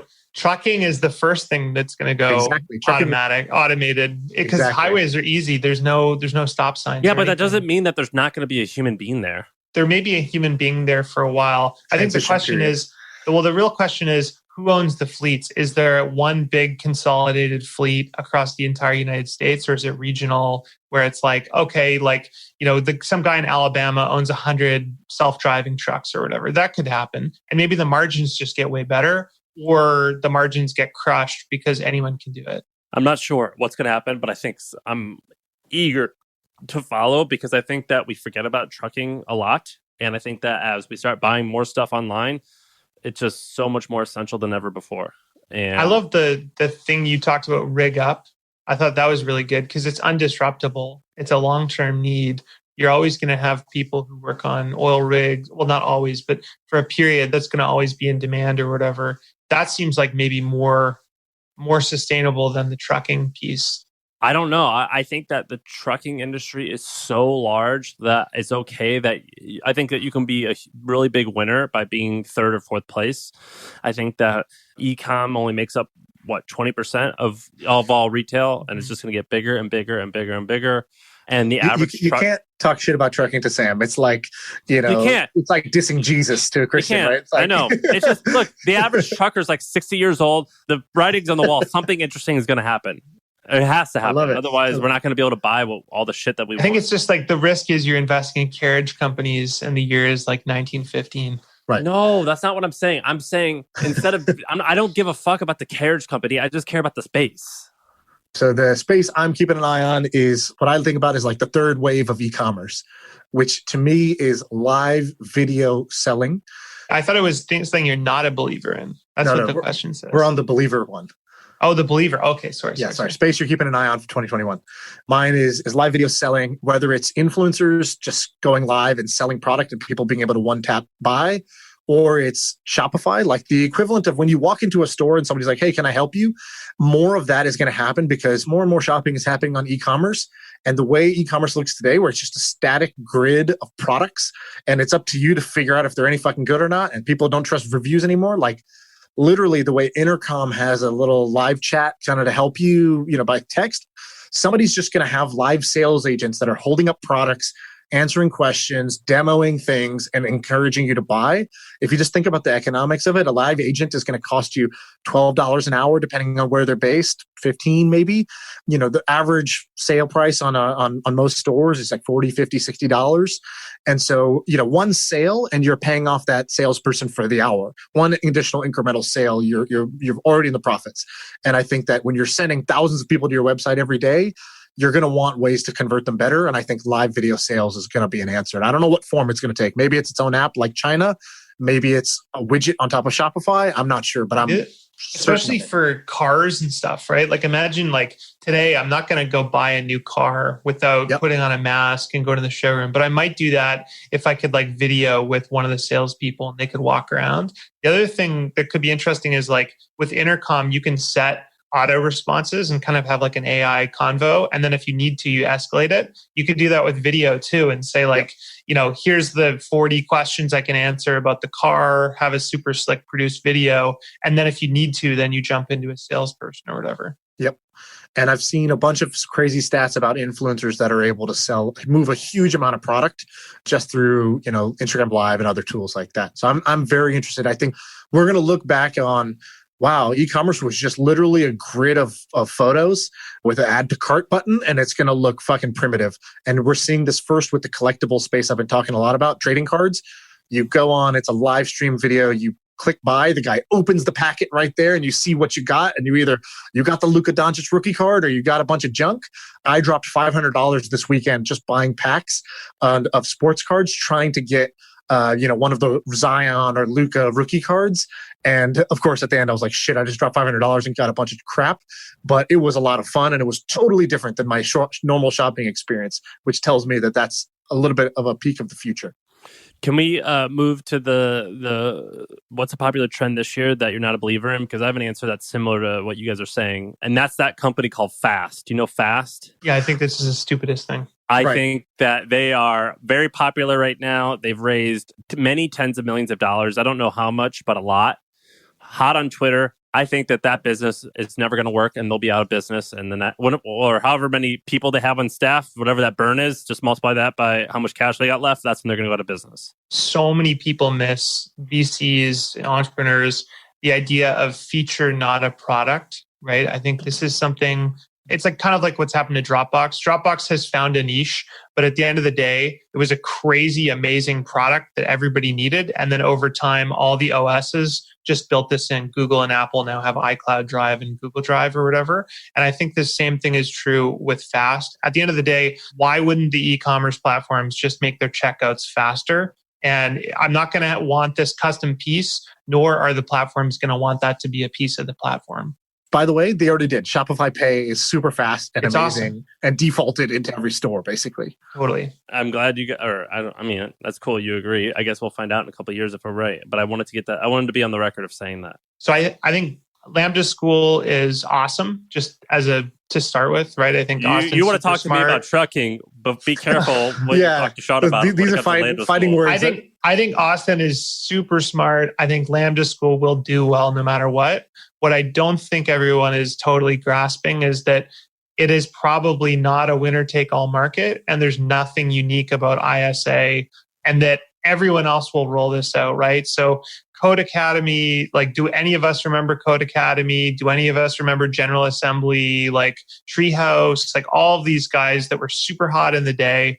And at the end of the day, it's just everyone's going to copy that model. And I think it's great for the world. It's positive. Austin will do well, et cetera. But I think people are kind of overplaying the importance of Lambda as an individual school. Going to not be defensive. I'm going to take 3 deep breaths. And I'm going to move on.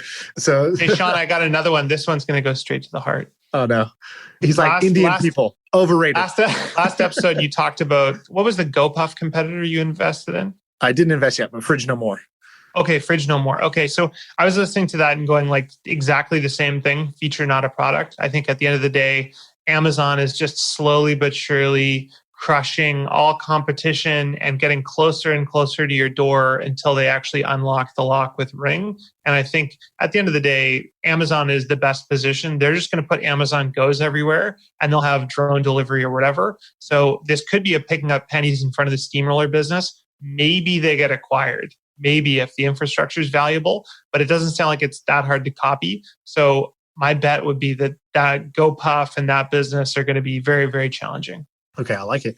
We'll go to the next one because we got a whole bunch of these left. So the next, oh wait, do I have one? Okay, no, I should answer mine. Mine for that is startups that are doing remote. I think that is a bad idea that everyone is talking about that I don't believe in. I think that working together is a competitive advantage. And when you're a startup, speed, agility, creativity, those are the things that you do better than most big companies. I think for big companies and medium-sized companies, remote is fantastic. I think for low innovation companies, remote is fantastic. I think if you are trying to be a disruptive company, you're putting yourself at a disadvantage to not have people in the same room that are going to be able to work collaboratively and spitball ideas and come up with and like basically breed that culture that you want in person. That's one trend that I think everybody's into that I'm not into. So if you're a startup, I think starting out remote is setting yourself back. And the other one, what do you think, Andrew? Do you agree with that? I totally disagree. I mean, I've been running a company remote for 15 years. I think it's like saying 50 years ago, we didn't hire women, right? So we're just going to miss 50% of the population. No. Hear me out. It's like saying like, we're not going to hire 50% of the population because of X quality. And in the same way, I'd say you're missing out on all of the world. You have access to all the world's talent versus the talent within one area code. That's the issue with hiring in one place is, yeah, it's fine if you're in Silicon Valley, but you're going to pay a massive premium and you could otherwise have a way greater diversity of talent from all over the world for cheaper. So I think that startups are such big winners that it's not about cost savings for talent. Google, Facebook, others, they would happily pay, 5 times more for the right talent than save, 20% on talent when they are but you're competing with emerging. them. when they're So my emerging. point right? is, you're less likely to get that talent because you have endless competition in Silicon Valley. What are the odds that you're going to get the 10 smartest people in Silicon Valley? You actually don't need the 10 smartest people. Like most startups aren't the 10 smartest people. They are, one or two people who really understand a certain market and have a market insight that they know how to build for. And then a bunch of hackers who will, throw, a bunch of energy at making a product great over time. I went to Duke and Coach K is like the basketball coach there. He's the Olympic coach. And he has this thing he always tells because he recruits amazing talent from across the country. And he always says this thing. He's like, look, we have 5 players. You're each like if I open up the palm of my hand, it's like these 5 fingers. He goes, but if we, come together, and he makes a fist, he's like, a fist is much more powerful than anything that these 5 people are going to do. And that's how I feel about the remote thing. It's, yeah, you can save money, and yes, you can find a wider pool of diverse talent if you go global, but you're not a fist. You are not as tightly, as tightly communicating and glued together as, 4 people living in a house, eating, sleeping, breathing their startup. I think the optimal value creation is basically like 3 hackers that live in a house. They order food every day, and they, their only thing they do besides sleep, eat, and talk to customers is like go for a walk outside. And so I think the closer you can bring your startup to that, the higher chance you have of creating a really big outcome in the I wouldn't disagree Olympics. that that's optimal. I just think it's hard to get that. So that's the point of the question. What is something a lot of people believe that you disagree with? So it sounds like we are on the opposite side of that. Okay, let's do this one. Let's do, we're doing a game called Fuck, Murder, Marry, real quick. Fuck, Murder, Marry, SF, Austin, and Miami. Sam, you're first. Kill Miami, marry San Francisco, bang Austin. Miami seems okay. I just don't really like it. Andrew, what do you got? I said, fuck Miami, marry Austin, murder SF. I'm in the same boat. I can't believe you didn't choose to fuck Miami. That's what Miami's for. So that's a good one there. All right, let's jump to the next one. Favorite podcast, newsletter, or Twitter that you recommend people should check out in 2021? What do you got, Andrew? So I really like this newsletter called The New Consumer by Dan Frommer. He's a former, I forget where he worked, but he's like a pretty famous journalist. And it's just always interesting. It only comes out, I think, once every week or two. And it's just about consumer trends. Usually it's about something interesting in retail, like coffee shifting to mobile, or, how Chipotle is evolving in the pandemic or whatever. But I never miss it. And I can't say that about many newsletters. So that one's awesome. This is one we all probably follow, but I like Jack Butcher on Twitter, man. Those little inspirational one-off pictures. I love them. I think I'm a big fan of them. And I've become friends with them over the year. And that's my favorite follow. I'm enjoying your bromance with him. Yeah, if you put Jack Butcher in a truck, watch out. I love it. I like the cute little... He just did a really funny thing today. He said, tweet your podcast name at me and I'll make you album cover art. And he's doing all these amazing little cover art designs. It's cool. He seems like a neat guy. Yeah, Sean replied and he got my first million made. It was $1 million bill. Yeah, 2 people did it. All right, mine is going to be, I'll give you a Twitter follow that, Andrew, I bet you probably like this guy. His name's Trent Griffin. I don't know if... I know him. He's great. From I don't Microsoft. know if a lot of people follow him. He's... I don't know much about him. He's kind of like an old guy on Twitter that like talks a lot about like value investing. Well, he was business. An early Microsoft guy, I think. He was like childhood friends with Bill Gates and Paul Allen. He went to school with him. And he's been there since the beginning. And he also worked with Craig McCaw in the 90s. And they rolled up like a ton of cellular businesses and made a lot of money. He's a really cool guy. He's a really smart guy. He tweets out interesting things. And he's not pretentious, which is like, wow, that's an amazing combo. What's his blog called? It's like a 21 Things I Learned or something. Or 25 IQ. 25 IQ, yeah. He's a pretty nerdy guy. He's like a grandpa style. We'd be friends even though we look like opposites, but I love that guy's brain. I think he's really smart. And, agreed. I learned a lot from him. Now we're shifting into life. We're going to try to go a little bit fast on these. So we'll go rapid fire as best as we can. We say that, but we don't really. Okay, let's do this first one. Best book read in 2020 and or next book on the shelf. What do you got? Sons of Wichita, the biography of the Koch brothers. Andrew, what you got for books? I read Lights Out, which is the story of GE and its failure under Jeff Immelt. And it was just fascinating seeing like a business go from one of the world's best in 2000 when Jack Welch left, and then basically, being a shell of its former self by 2020. It was really, really good. I read PayPal Wars in 2020. I love that book. There's nothing particular I love about it, except for the fact that it's about the early days of PayPal with Peter Thiel and Max Levchin and Elon Musk. And it's like a DC, like comic book superhero with DC Marvel, like where all the superheroes are in the same movie. That's what the PayPal Wars book is like, because it's all these people who go on, Reid Hoffman goes on to create LinkedIn. This guy goes on to create YouTube. This guy goes on to create Tesla. And they're all in their like early days. And it's written by like one of the earliest employees. So I thought that was a great book. Best habit you picked up of 20? There's this book everyone kept talking about called Breath by James Nestor. And I was like, oh man, this is going to be, I don't know how there could be a whole book written about this. So I did the Blinkist. And it basically, the summation of the entire book is that you should breathe through your nose and you should try and breathe 5 seconds in, 5 seconds out. And you should put your tongue on the roof of your mouth when your mouth is closed. And I thought this is the stupidest thing I've ever heard, but I said, okay, I'll try it for a few days. And I've been doing it for maybe a month and I've just felt way calmer. I think I'm someone who gets kind of anxious and then I start mouth breathing. So it sounds like a stupid thing, but I think it's actually a really calming, nice habit. That's amazing. Good tip. And I'm glad you distilled it, because I also saw that book and I was like, what the fuck? What is this going to be about? Mine's boring, personal trainer, just working out regularly. What about you, Sam? Drinking Topo Chico for every drink. So instead of drinking diet soda, just Topo Chico. It's just carbonated water. It's really funny because the next question is, what's the worst habit you picked up in 2020? And mine is that I drink like 10 fizzy waters a day, which I thought was innocent. But now I've learned they have this chemical called PFAS in them. And Topo Chico actually has quite a bit in it. It's like the worst. So you may be poisoning yourself. I saw that. Look, here's my logic, which is like, I don't care. I don't care. It's definitely better than Coke. Because like, I'd rather have dirty water than just Coke. I mean, like, I'm not trying to live a vice-free life or a perfect life. I'm just trying to live a little bit better. Totally. So give it to me. Okay, my worst habit in 2020 is I now open up TikTok right before I sleep every single night, and I can't help it. And I do like 30 to 40 minutes of TikTok. And it's kind of great because TikTok is kind of great. And it's like either funny or just interesting, like, I don't know, just like random stuff. But I know that can't be good. And, I got hooked on what I call the Chinese crack. The Chinese crack is TikTok. And I'm hooked on the Chinese crack right now. Do you do the red screen at night? Do I do like the tint? One thing when I do a red tint at night, and I've noticed that I can sleep way easier and I can look at my phone before bed. Should test that out. I always thought all these like kind of sleep like optimizations that people do, they just always seemed kind of wussy to me. Like, I got to do my night shift. I got to wear my blue blocker glasses. It makes perfect sense. No, it makes perfect sense. Seriously, I've noticed a big difference doing it. What's your pleasant surprise of quarantine, Sean? Okay, I'm going to mix this with the next question for me, which is food of the year. Pears.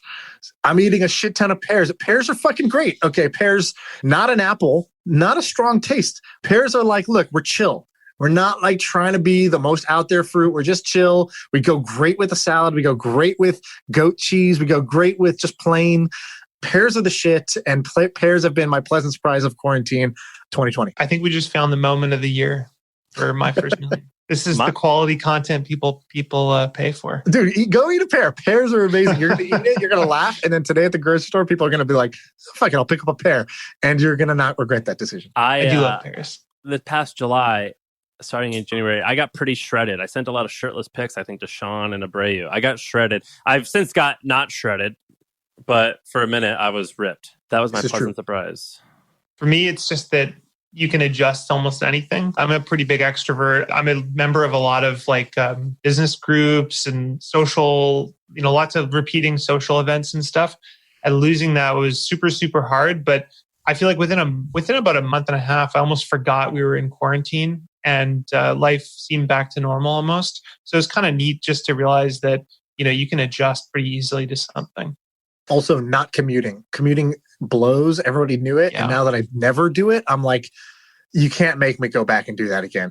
Well, the best, where I live in Canada, there's no commute. I mean, driving downtown takes 7 minutes from my house. I live right on the water, and then I drive 7 minutes and I get to my office, and my office is, nice and chill. And I think you guys are blowing up at being in big American cities. Let's do best purchase over $100, Sean. Okay, Bitcoin again? No, I'm just joking. Boring. So I spent about $350 on Black Friday. this brand that's called 32 Degrees, which is just like, I don't know, it's this random brand I found at Costco. It's kind of like the Nike, Under Armour, like material. It's kind of like sportswear material, but it's not like super snug. It's not like super tight or whatever. They make good stuff. And on Black Friday, they had a crazy deal where everything was like $6. And so I spent $350 just buying 20 of the same shirt, the perfect shirt that fits me well, that feels great to wear. And I did the same thing with Bombas socks. I just bought 100 pairs of the same black sock. And so now my wardrobe is just all the same thing that I like to wear. And I always have a clean one ready and I don't have to think about it. And I just have this pile right next to my desk of 32 degree stuff. And that's been my best purchase it's the best purchase of like increase my quality of life per dollar, you know? So that's my answer. Mine would be power blocks. Do you guys know what power blocks are? Is that a weightlifting thing or? It's a weightlifting thing. It has dumbbells 0 to 125 pounds all in one little. Oh, it's like the Bowflex dumbbells. Yeah, I love power blocks. And then the second one, I balled out and I bought an 85-inch TV the other day. And it's just awesome. It's like everyone says spend money on experiences. It's kind of like an experience. So it's awesome. Yeah, that's going to be my contrarian thing. It's like, yo, have you guys ever had things? Things are pretty dope too. Yeah, I like that shit. Like Wiz Khalifa tweeted this out yesterday and it had like 50 million retweets or whatever. He was like, man, I can see why people just sit around and watch TV all day. Some of these shows are motherfucking great. It's like so true. Like there's such amazing shows out there that a great TV is well worth it. What about you, Andrew? So I would say I got a Leica Q2 this year, which is like amazing. It's like a $8,000 super fancy camera. And a friend of mine, I like buying new gear, right? I like getting into a new hobby, researching the best stuff or whatever. And I was kind of looking for a new hobby. And I was talking to a friend and he's like, dude, look, like photography is the perfect thing because when you're old, there's nothing you're going to want more than amazing photos of your kids, right? Like that's the greatest thing to have. And so I went out, I spent all this money on it. I was thinking like, I just, I don't need this. I've got my iPhone camera. The difference is shocking. Like the photo quality is absolutely insane. And while the iPhone is amazing now, you don't realize how much better it can be. So I've just been loving that. It's been super fun. And it's nice because it's a hobby that doesn't relate to work in any way. I can't really make that into a business. That's a good one. I'm the opposite. I bought one of those fancy cameras and I'm like, I just like having the camera in my pocket at all times, like the iPhone. The thing just collects dust for me. It doesn't work for me. What about you, Sam? Did you do you did your over. What about your under $100 purchase? Aptiv. And it's a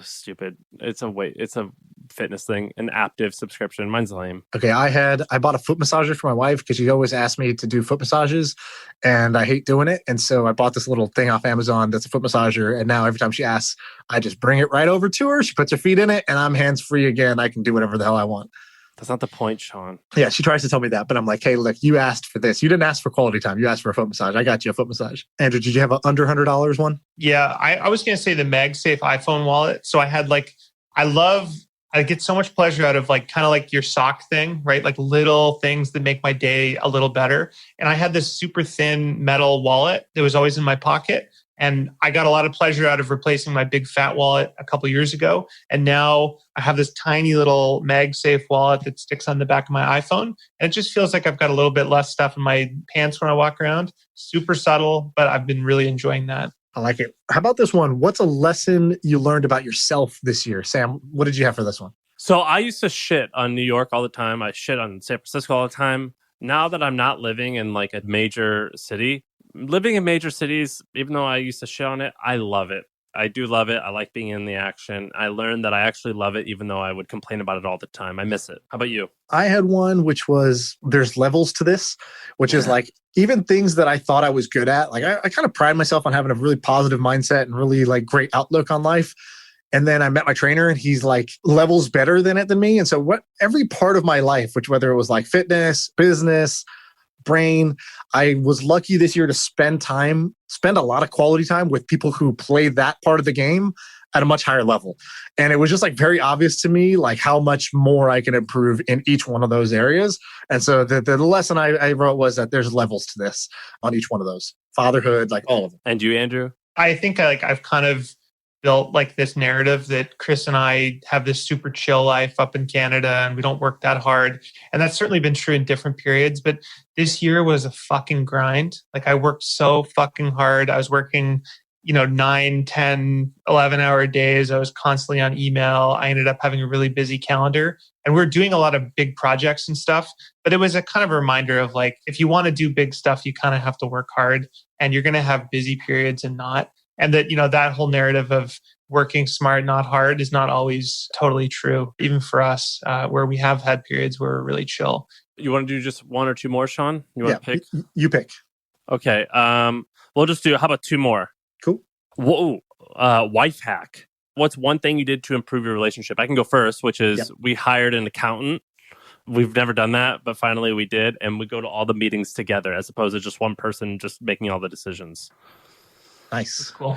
Mine's kind of funny. So my wife and I, we don't really fight very often, but when we do, it's usually about like logistics. So it's like, what do you want to do this weekend? Or what are we having for dinner? Or what time are you going to be home from work? And so I went through Apple shortcuts and I have all these automated reminders. So every day at 3:30, I get a shortcut that pops up and says, what time will you be home? And I choose the time and it texts my wife.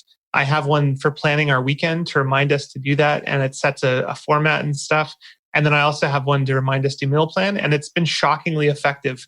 Way fewer weekend fights. Mine is I created this thing called Happy Hour, which is, it's not actually a full hour. It's actually only 20 minutes. So it happens every day from 5:40 p.m. to 6 p.m. And in that time, I'm going to do everything I can to make her happy. So I'm not just like usually that's when I stop work. And what used to happen is I'm done working for a bit. I'm like, okay, I'm going to take a break, do some family time. And I would go, but my mind is still on work. I'm just kind of tired. I'm hungry usually. And I was there, but I wasn't like on my A game. And so I just created this time. I was like, look, for 20 minutes, you tell me to take out the trash, I'm going to waltz and take out the trash. Like, what can I do for you? Did you want that box moved into the garage up into the attic for no reason? I'll happily do that now. And so for 20 minutes, I just do anything I can to make her happy. Her wish is my command. And she thinks it's kind of ridiculous. And I think it's kind of ridiculous, but it's kind of fun. And it's such a short amount of time that, like, of course I can be amazing for 20 minutes. I can be like, the husband of the year. And so I do none of the things that annoy her and only things that she wants. And every day she plans out like, ooh, I'm going to have him like rearrange those plants that are annoying me. She finds these tasks that she knows I won't want to do and she does them during happy hour. So that's been a great little wife hack. You guys talked about, but the love language thing, like what does my wife really care about? And I'm just going to, it's like taking out the garbage or just basic things. That stuff is so important. So we're at the last question. This one is going to be a fairly big. Andrew, you'll go first, which is resolutions. What do you want to get done? What do you want to do in 21? You know what? I've been talking a lot about this, but I want to do no calendar for the whole year. And that doesn't mean no calendar. What it means is if someone emails me and they want to do a meeting, I'm not going to agree to a set time. I'm going to say, call me on this day, anytime after 9 or whatever. And I'm going to see how that works. Obviously, there's exceptions. If someone who's some big shot needs to talk and they want to set a time, I'll do that. If I've got a board meeting I have to do, I'll do that. But I really want to get away from having a calendar. I think my calendar just breaks up my day and kills my focus and my flow state. And what about you, Sean? I don't do resolutions like that. I don't wait till the new year basically. So like anytime I realize something, I'm like, okay, that changes like now, not like on January 1st. But I would say I have some like intentions or some focuses. I do this thing, I'm going to publish it actually, but I do this thing that I had learned from this book called Design Your Life. The book is whatever, but like this exercise is really good. And basically it's like, look, everyone's life, like the things you care about fall into these like same 4 or 5 categories. It's like work, health, love, play. And I added one last one, which is like self-respect. It's kind of like, what's the reputation you have with yourself? And so every year I do a reflection at the end of the year. I did mine yesterday. I scored myself on each one of them. I look back at where I was at last year, what I scored last year, and what I scored this year. And then I write out like almost like a software update. So like the way I think about it is like every year of my life, I is like, Sean version 3.2, that's Sean at 32 years old. Here's the bugs that I'm fixing. And here's the new features I'm adding. And I just write the release notes like I would write it if I was writing it to my customers. Like here's what's changing with me. I have these new abilities and I have these bad habits and bugs that I'm squashing. And that's what's new in this release. So I write that out. But it's not a New Year's resolution. Mine is I'm going to run 22 seconds in the 200-meter dash. That doesn't mean anything to you guys. It just means I'm going to run fast for a sprint. That's the only goal I have. What do you think are the odds that you'll be able to do that? 100%. I almost hit it this year when I was barely trying, but I got sick. So I would say the odds are 90%. They say if you set a goal where your odds are 90 or 100%, you're really not ambitious enough. So maybe we should drop it to 21 seconds or something. No, I will not. I'm too old. I can't do that. I can definitely. 22 is a big range. I didn't say 22.00. It could be 22.99. That's a huge difference. But I'm going to run 22 seconds for the 200-meter dash, which is very, very good for a guy my age and very good for anyone. So that's what I'm going to do. I love how you added the very, very good for a guy my age and very good for anyone. It's like, even for a high schooler, that's great. But for He's a very stable genius. For a 30-year-old who's not an athlete on a regular basis, it's very, very good. Okay, all right, great. That's it. Is that it? We're done. Did you get through this whole list? We skipped a couple questions, but it's all good. We all know the TV show of the year was Cobra Kai. New season comes out January 1st. Andrew, I know you're on the Cobra Kai train. Love it. Sam, are you Cobra Kai or no? No. Are they a sponsor? Dude, oh my God. They're so... have you actually not watched it? What is that? It's a TV show. It's the Karate Kid. I haven't even seen the Karate Kid, and I got absolutely hooked. This was like the ultimate mood booster. It's amazing. Great show on Netflix. Go watch it. Yeah. All right. Andrew, thanks for coming on and doing this. Sorry we went double the length, but I think people will like it. It's a good kind of chill out end of the year. Let us know what you think. Tweet at us, tweet at me, tweet at Sam, tweet at Andrew. Let us know what you thought of this episode. All right, we're out of here. 2021. Let's do it.